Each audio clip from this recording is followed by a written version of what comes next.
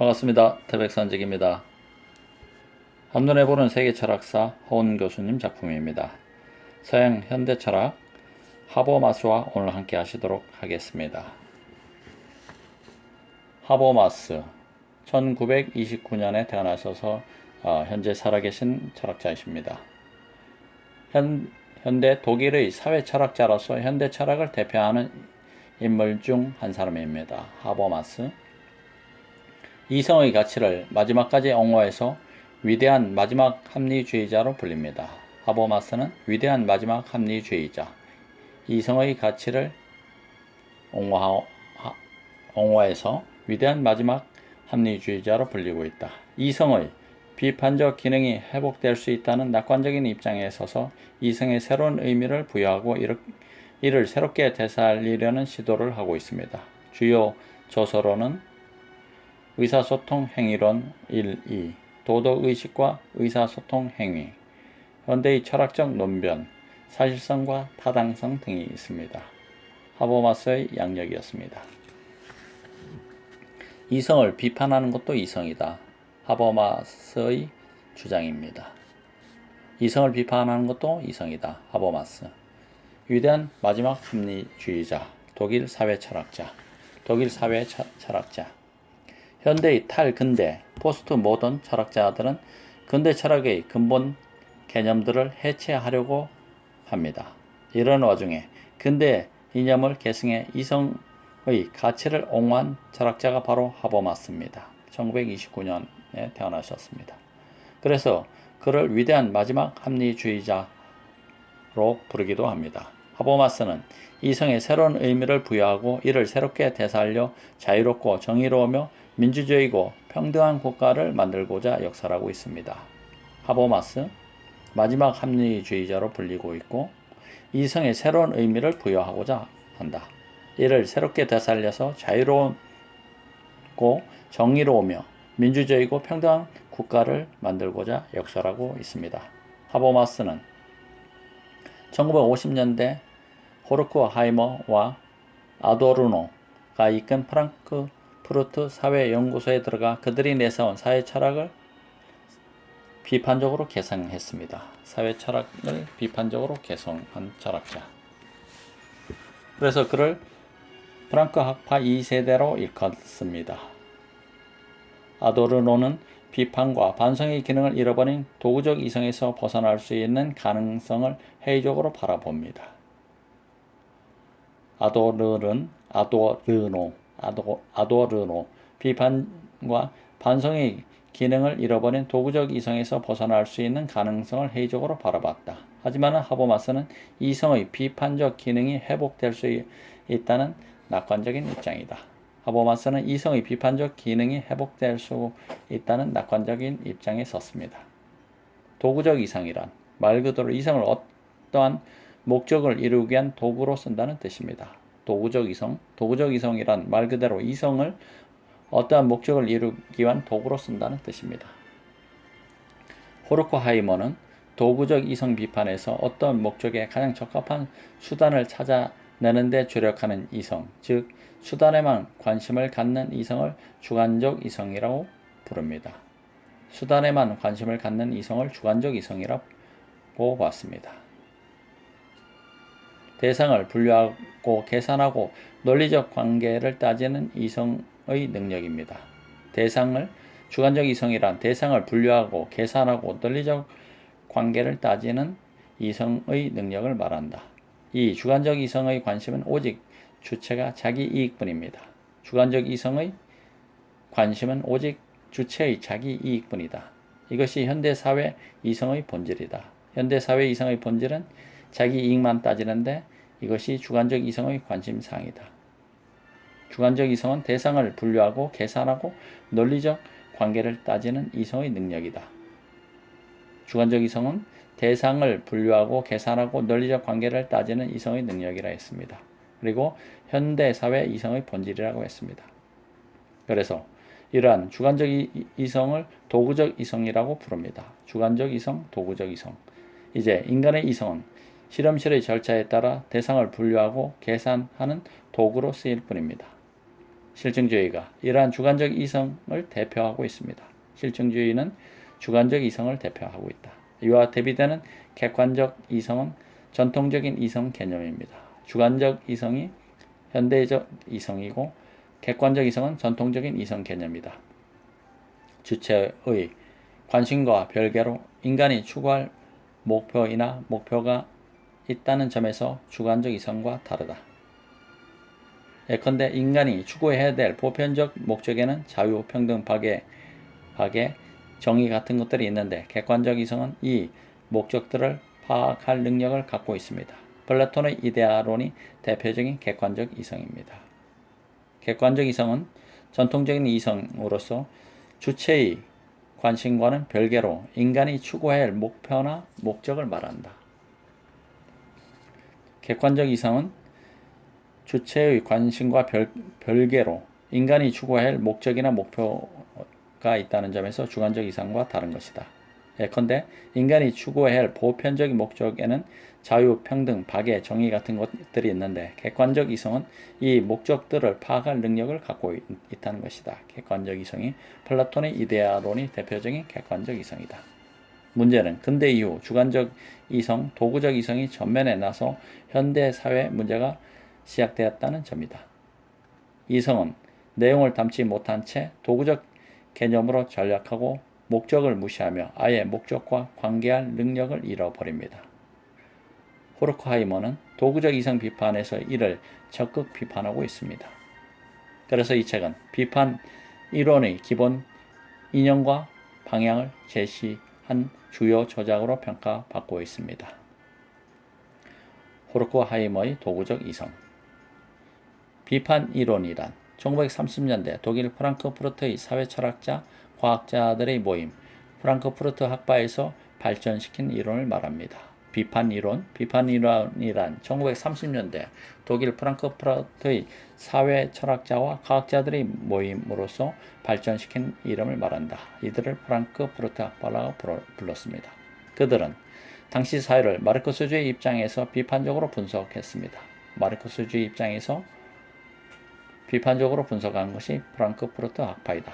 비판 이론의 목적은 보다 정의롭고 자유로운 사회의 실현이 있습니다. 비판 이론의 목적은 보다 정의롭고 자유로운 사회를 실현해보자는 것이었다. 하버마스도 좌절하지 않고 이성을 강조하고 있습니다. 비록 많은 탈근대 사상가들이 이성을 근대의 산물로 규정하고 철저하게 비판하지만 하버마스는 그것이 어떻게 가능하냐고 되묻습니다.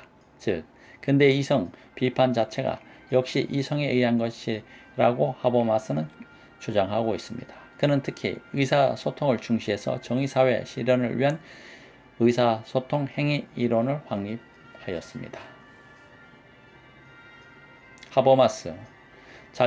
하버마스의 이성을 강조했는데 비록 많은 탈근대 사상가들이 이성을 근대의 산물로 규정하고 철저하게 비판하지만 하버마스는 그것이 어떻게 가능하냐고 오히려 되물었다는 것입니다. 즉, 근대 이성 비판 자체가 역시 이성에 의한 것이 아니냐고 하면서 하버마스는 주장하고 있습니다.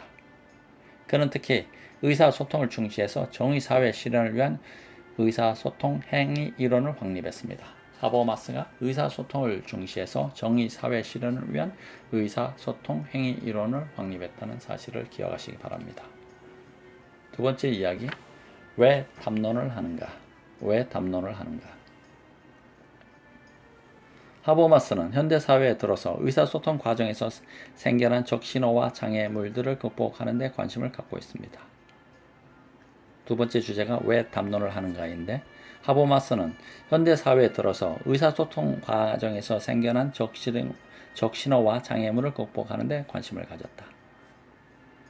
그래서 하버마스의 이론을 이해하기 위해서는 담론과 의사소통적 합리성 개념을 알아둘 필요가 있습니다. 하버마스 이론을 이해하기 위해서는 담론, 디스코스, DISCOURSE, 담론, 디스코스, DISCOURSE, 의사소통적 합리성 개념을 알아둘 필요가 있다. 담론, 의사소통적 합리성 개념을 알아야만이 하버마스 이론을 이해하기 쉽다는 것입니다. 먼저 담론이란 담론이란 디스커스라 했습니다. 디스코스. 상호 이해를 목표로 비판적으로 의견을 교환해 공유하는 행위를 말합니다. 담론이란 상호 이해를 목표로 해서 상호 이해를 목표로 해가지고 비판적으로 의견을 교환해서 공유하는 행위. 상호 이해를 목표로 해서 비판적으로 의견을 교환해서 공유하는 행위. 기존의 논의와 크게 다르지 않습니다. 논의와 담론 크게 다르지 않죠. 사실 서로 말을 주고 받는 담화와 서로 의견을 말하며 토의하는 논의를 줄임말이 담론입니다. 서로 의견을 말하며 토의하는 논의를 줄여서 담론이라고 합니다. 그렇다면 토론과 어떻게 다를까요? 담론이 토론보다 더 범위가 넓습니다. 토론과는 어떻게 다르냐? 담론이 토론보다 더 넓은 개념이다. 토론은 특정 주제에 대해서 논증적인 자기 주장을 뜻하지만은 담론은 여기에 일반적인 대화를 포함합니다. 토론과 담론을 구별하시겠습니까? 다시 한번 보면은 담론이 토론보다 더 넓은 개념이고 토론은 특정 주제에 대해서 논증적인 자기 주장을 뜻하지만은 토론은 특정 주제에 대한 논증적인 자료를 뜻하지만은 담론은 여기에 일반적인 대화까지 포함하는 것을 담론이라 한다. 담론은 다른 사람들과 가치나 규범을 공유하는 것이 목적입니다. 담론은 다른 사람들과 가치나 규범을 공유하는 것이 목적이다. 따라서 자신의 주장이 어떤 중요한 의미나 효력을 지닌지를 증명할 필요가 있습니다. 담론은 다른 사람과 가치나 규범을 공유하는 것이 목적이다. 그래서 자신의 주장이 어떠한 중요한 의미나 효력을 지닌지를 증명할 필요가 있다는 것이다. 하버마스는 담론을 통해서 다른 사람들의 가치나 규범을 교환하고 공유하는 능력을 의사소통적 이성이라고 합니다. 합리성. 하버마스는 담론을 통해서 다른 사람의 가치나 규범을 교환하고 공유하는 능력을 의사소통적 이성, 합리성이라고 했습니다. 하버마스는 이것으로 일상에서 폭력과 강제 없이도 타당한 합의를 목표로 하는 의사소통이 이루어졌다고 봅니다. 이것으로 일상에서 폭력과 강제 없이도 타당한 합의를 목표로 하는 의사소통이 이루어진다는 것이다. 바람직합니다. 그리고 사람들이 서로 이해하기 위해서 대화와 토론을 통해 의사를 교환하는 것을 의사소통적 행위라 합니다. 의사소통적 행위. 사람들이 서로 이해하기 위해서 대화와 토론을 통해서 의사를 교환하는 것. 사람들이 서로 이해하기 위해서 대화와 토론을 통해서 의사를 교환하는 것을 의사소통적 행위. 의사소통적 행위라는 것은 사람들이 서로를 이해하기 위해서 대화와 토론을 통해서 의사를 교환하는 것. 반면 일상 대화는 대개 무비판적이거나 자신의 필요나 생존을 위해 어쩔 수 없이 이루어지는 경우가 많습니다. 일상 대화는 대개 무비판적이거나 자신의 필요나 생존을 위해 어쩔 수 없이 이루어지는 경우가 많은데 이렇게 강제를 수반하지 않는 의사소통을 전략적 의사소통이라고 합니다. 이렇게 강제를 수반하지 않는 의사소통을 전략적 의사소통이라 합니다. 어쩔 수 없이 대화한 적들이 많이 있죠. 어쩔 수 없이 대화한 적들이 다들 있지 않습니까? 전략적 의사소통과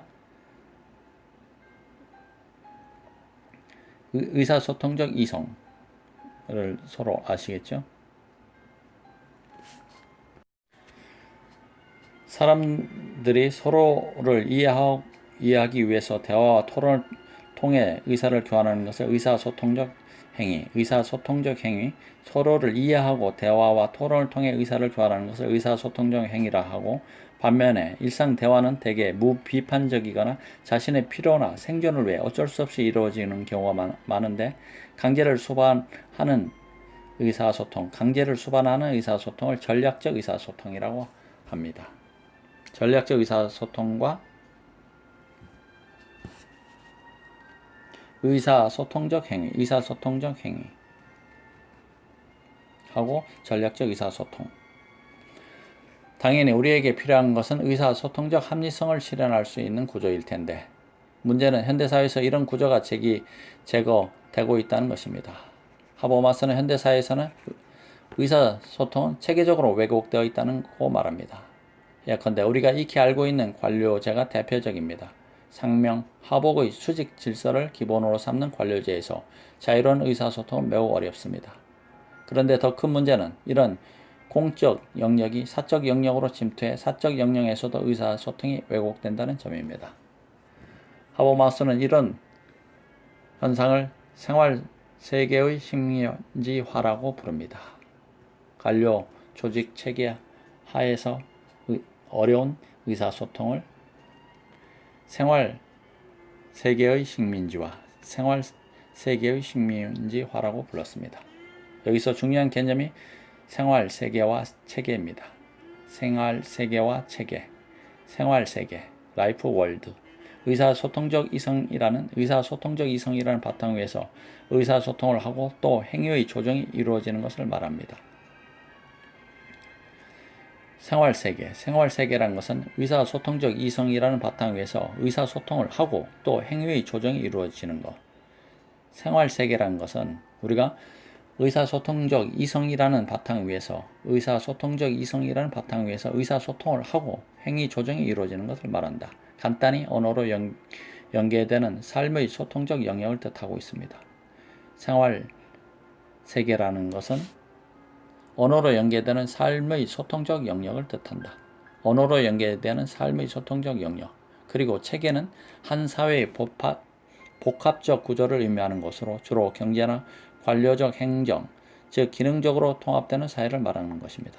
체제 시스템은 한 사회의 복합적 구조를 의미하는 것으로 주로 경제나 관료적 행정, 즉 기능적으로 통합되는 사회 부분을 말하는 것입니다. 다시 한번 말씀드리면 생활세계는 의사소통적 이성이란 바탕 위에서 의사소통을 하고 또 행위 조정이 이루어지는 것을 말하는 것이다. 의사소통하고 행위의 조정이 이루어지는 것. 언어로 연계되는 삶의 소통적 영역을 생활세계라 하고, 체제라는 것, 시스템이라는 것은 한 사회의 복합적 구조를 의미하는 것이다. 한 사회의 복합적 구조를 체제라 하는데 주로 경제나 관료적 행정, 즉 기능적으로 통합되는 사회 부분을 말한다는 것입니다. 처음에는 돈이나 권력 같은 비언어적 매개 체제를 통해서 행위의 조정이 이루어지는데 사회가 복잡해지면서 인간의 행위를 조종하는 것이 어려워지자 경제와 행정이라는 독립된 체제를 만들게 됩니다.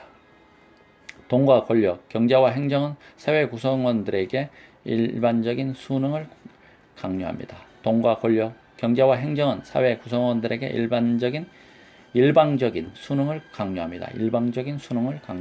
또 실제로 사람들은 돈이나 권력 앞에서 하염없이 나약한 모습을 보여주기도 합니다. 이처럼 생활 세계는 비판적, 합리적으로 수용하는 과정을 거치게 되지만은 생활 세계는 비판적, 합리적으로 수용하는 과정을 거치게 되게 되지만은 체제는 생활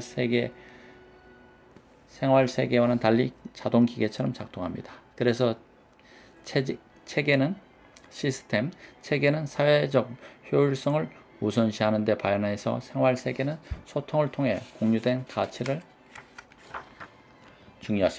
중요시합니다.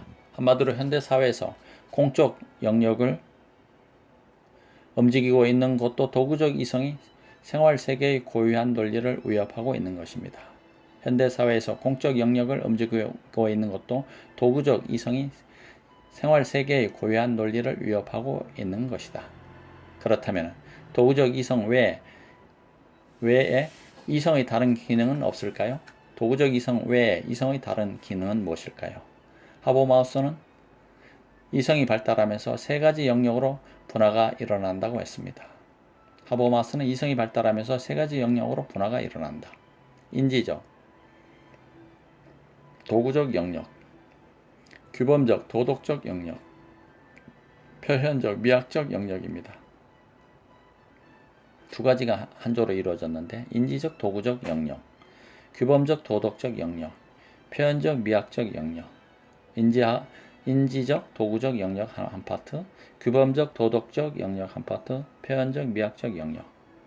하버마스는 도구적 이성이 넘쳐나는 반면 규범적 이성이나 표현적 이성은 부족하기 때문에 이들을 통해 현대사회의 병리 현상을 극복할 수 있다고 봅니다. 인지적 도구적 영역 한 부분, 규범적 도덕적 영역, 표현적 미학적 영역. 따라서 현대 철학은 더 이상 이성을 믿고 따르지 않으며 용도 폐기되어야 한다는 식의 얘기는 적어도 하버마스에게는 해당되지 않습니다. 세 번째 이야기, 의사소통이 되기 위해서는 주의해야 할 점이 있다. 의사소통이 되기 위해서 주의해야 할 점이 있다는 이야기입니다. 하버마스는 주장합니다. 좀 더 원활한 상호 이해와 의사소통을 가능하게 하는 구조를 발전 강화시켜야 한다. 또 자유롭고 정의로운 사회를 실현하려면 자유로운 토론을 통해서 합의에 이르는 이상적인 커뮤니케이션이 중요하다고 말합니다.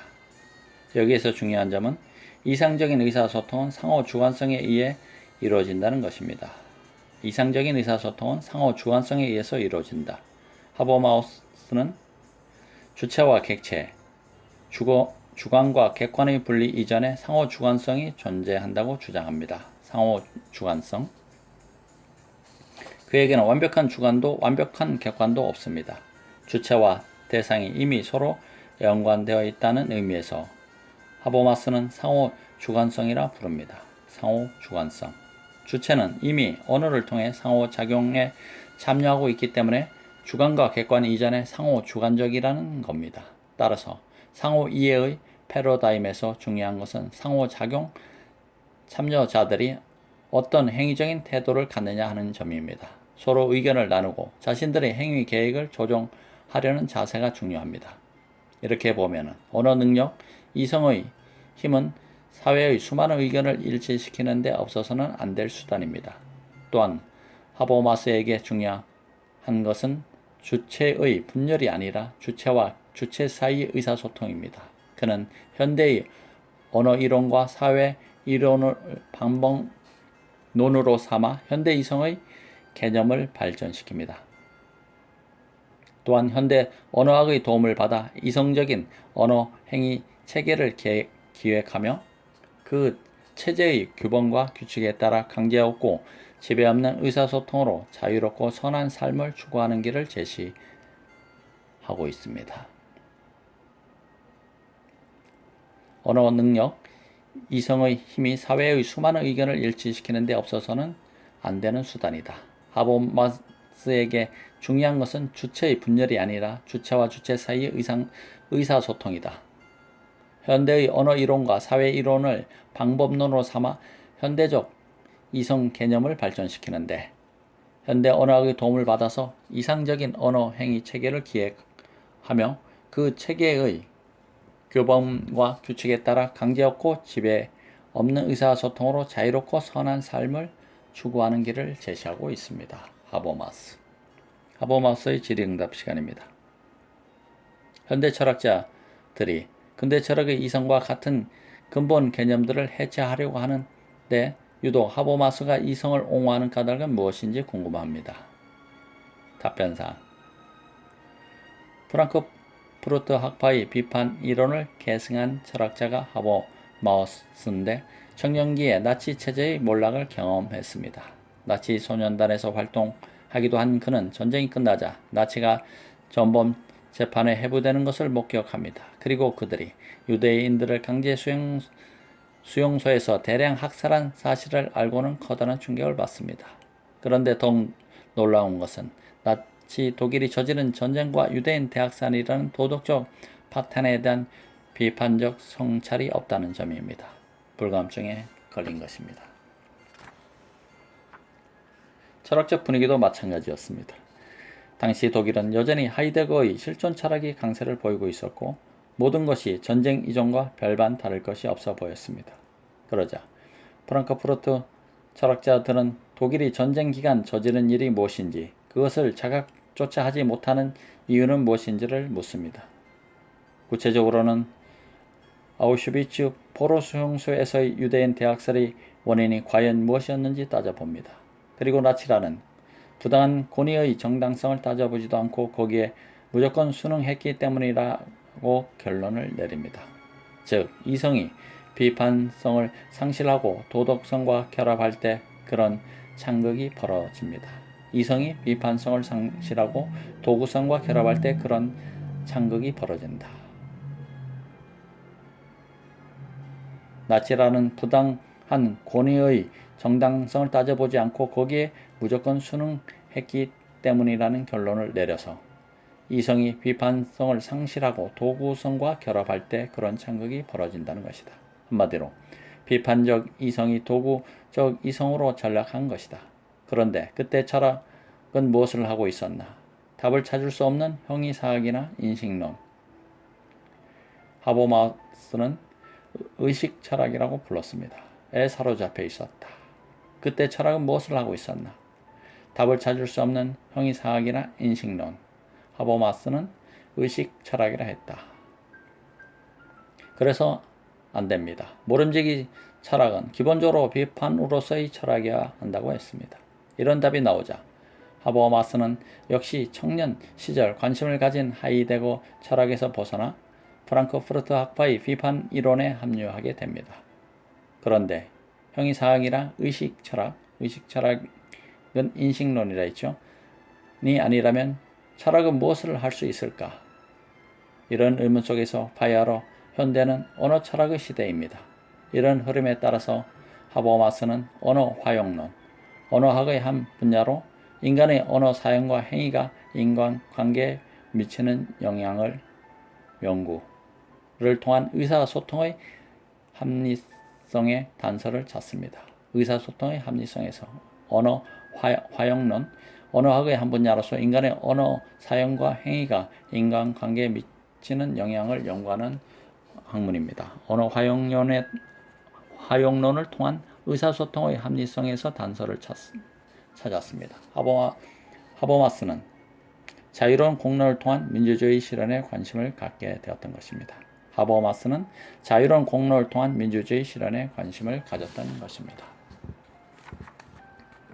이성을 비판하는 것도 이성이다. 하버마스, 위대한 마지막 합리주의자라고 칭송받고 있는 하버마스.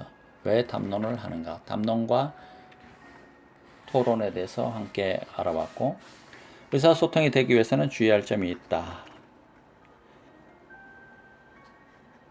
내용을 같이 한번 알아봤습니다. 하버마스였습니다. 태백산지기와 함께 해주셔서 감사합니다. 고맙습니다.